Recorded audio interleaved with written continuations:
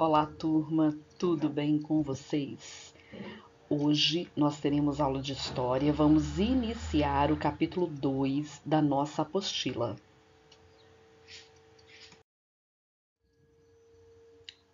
Bom, turma, no capítulo 2 nós vamos falar um pouquinho dos povos indígenas do Brasil, certo? Que estiveram aqui enquanto povos nativos, juntamente com os colonizadores e a grande diversidade desses povos dentro do nosso território. Então, nós temos no Brasil uma grande diversidade de povos indígenas.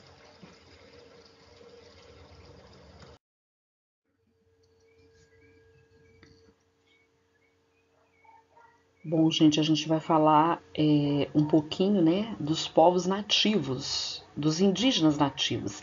Quem são os nativos, gente? São aquelas pessoas que nascem, tá ok? E vivem no lugar que nasce. E no caso do Brasil, há uma diversidade muito grande de povos indígenas aqui.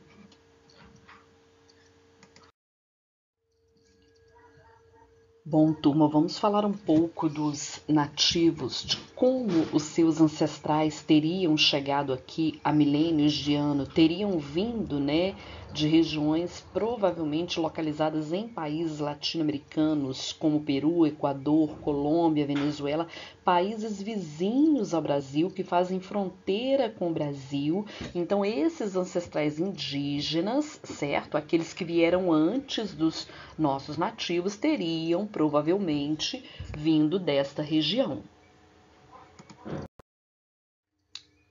Esse mapa aí que vocês estão observando, ele justamente afirma o que eu acabei de dizer. A origem dos grupos indígenas brasileiros de países como Peru, Equador, Colômbia e Venezuela, né? Como eu já disse, países vizinhos ao nosso país, e que, se vocês observarem as setas vermelhas, vocês vão ver que a indicação dessas setas vem em direção ao nosso território. Bom, turma, agora a gente vai conhecer um pouquinho o grupo dos Aimoré, tá? Povos nativos brasileiros. E é importante lembrar aqui, gente, que cada povo nativo, ele tem o seu modo muito peculiar de ser.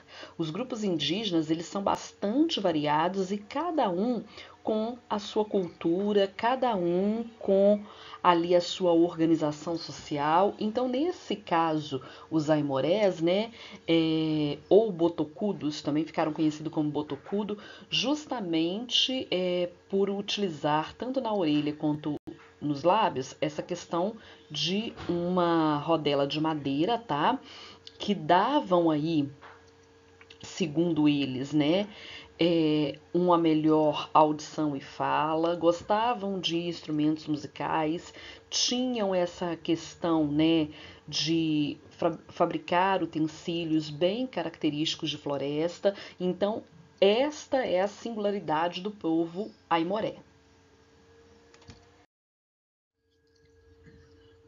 Dando continuidade aí, nós vamos falar do bororó, os bororós, né? Uma característica marcante desse povo que se estabeleceu ali na região do Mato Grosso do Brasil é a característica de viverem agrupados com mais pessoas, entendeu? Então eles viviam normalmente num espaço com mais pessoas, tal qual a foto mostra, tá vendo? A formação familiar era bem maior neste caso, né? E é uma característica marcante desse povo. Bom, gente, agora vamos falar um pouquinho dos caiapó. Como vocês estão observando aí na imagem, né, gente? Os caiapó tinham esta característica de pintar o corpo de duas cores, uma característica muito forte ali nos seus rituais e festas. E outra característica marcante é o fato de serem as mulheres as responsáveis por cultivar ali a roça da aldeia. O que seria a roça, gente? É a agricultura da aldeia. Tudo aquilo que é plantado e colhido era de responsabilidade feminina.